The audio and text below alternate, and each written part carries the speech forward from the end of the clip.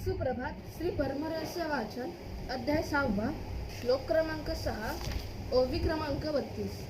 श्री गणेशाय नमः. श्री गुरुभ्यो नमः. श्री सरस्वते नमः. यदिद्वा यच्च रात्रं च तथा काल्यस्य कल्पना प्रपंचमय भावश्च प्रतिबिंबे दृढं तथा.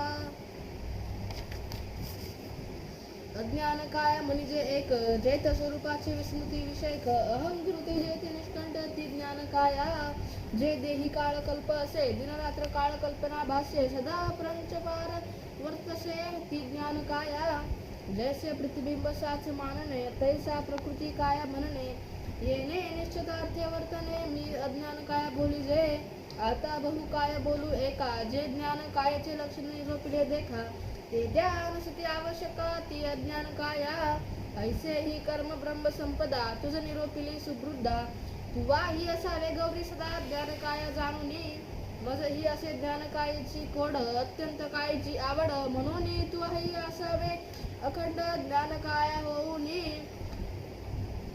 फाले त्रिपुडंक यस्य गले रुद्राक्ष मालिका वक्स्त्रे षडाक्षरी मंत्रस्य रुद्रो नाम संशयः तैसी जी ज्ञान काया सुजीवत्या कायसी भाळी चंद्रकोर विशेषितोवत मधुरुची देवी भाळी त्रिपुंडमुखी बीजाक्षर मंत्र कंठी रुद्राक्षमाळा शोभती पवित्र माळी त्रिपुंडमाखी बीजाक्षर मंत्र कंठी रुद्राक्षमाळा शोभती पवित्र